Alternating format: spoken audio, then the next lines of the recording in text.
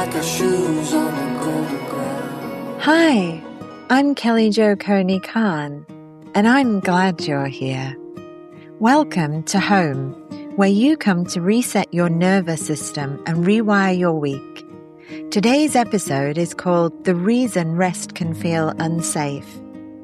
If you've ever sat down with every intention of relaxing, only to find yourself reaching for your phone, checking emails, tidying a drawer, making a list, worrying about something, or suddenly remembering 17 things you forgot to do, you are not alone.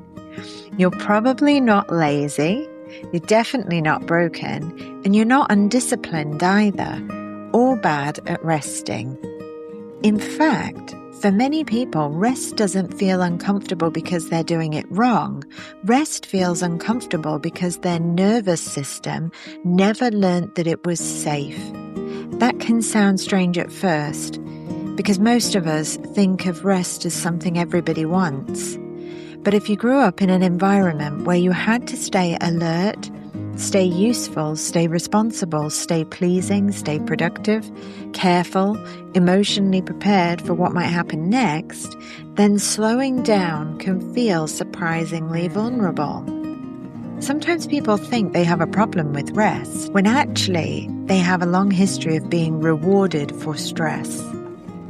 They received praise for coping, for pushing through, for being strong, for being good, for being responsible, and often nobody taught them how to simply be. So when the body finally gets a moment of stillness, it doesn't always experience relief. Sometimes it experiences exposure. All the things that were being outrun suddenly become easier to hear.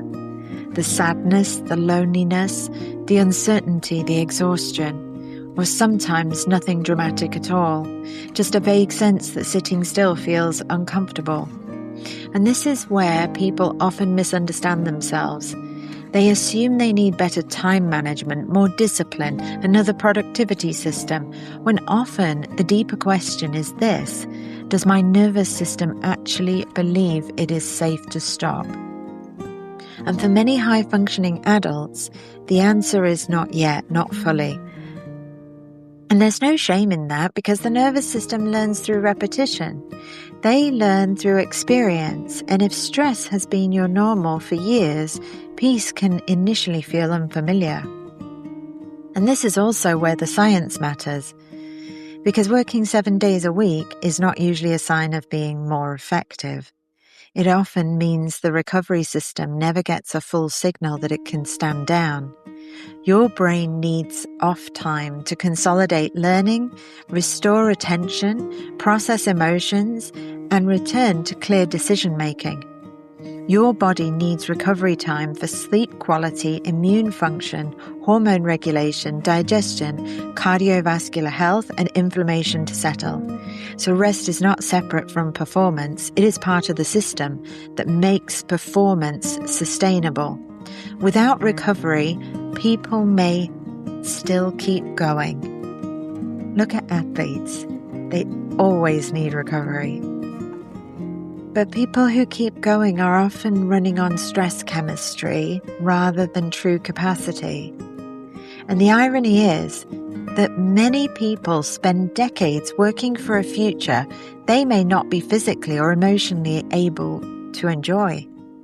Chronic stress has been linked to increased risks of cardiovascular disease, high blood pressure, burnout, anxiety, depression, sleep disturbances, and a host of stress-related health difficulties. Sometimes people end up with the wealth, the house, the promotion, the success, but not the health and the energy and the relationships and the peace needed to truly enjoy it. Or they find themselves snapping at the people they love the most, feeling emotionally unavailable, exhausted, disconnected, angry, or unable to switch off even when the work is done. Rest is not the reward for finishing life. Rest is one of the things that helps make life worth living while you're still in it. So if rest feels uncomfortable this week, try not to judge yourself. You do not need to force yourself into a perfect state of calm. Instead, start smaller. Maybe rest is not an entire afternoon. Maybe it's 3 minutes with a cup of tea. Maybe it's sitting outside for a moment. Maybe it's listening to a song without multitasking. Maybe it's slowing yourself to do one thing slightly slower than usual. Because safety is often built in small moments, not dramatic ones. Repeated often enough, they become the rhythm your nervous system learns to trust. Here are your 3 neuro nuggets for this week. Steady, practical, and human. 1. If rest makes you feel restless, that does not automatically mean you are doing it wrong. It may simply mean your nervous system is adjusting to a different pace. 2. Many people were rewarded for stress long before they were taught how to recover from it. 3. Start with moments of micro rest rather than trying to force deep relaxation. Small experiences of safety often create bigger shifts over time. So this week, look for one moment where you can do less, not more, and notice what happens before, during, and after.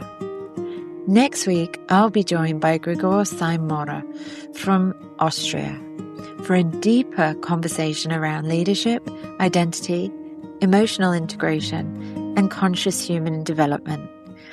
And if you have any questions related to how you're feeling, your nervous system, relationships, or emotional patterns, feel free to send it to me privately, and I may feature the answer in an upcoming episode of Home.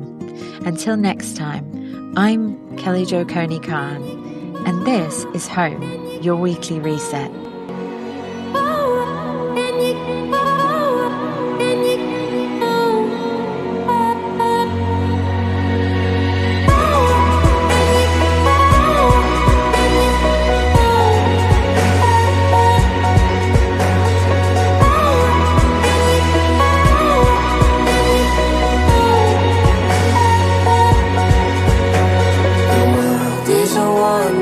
Place when you slow it down. Throw off the rules like our shoes on the golden ground, and sway in the autumn breeze. You are beautiful when you look at me. Can you feel my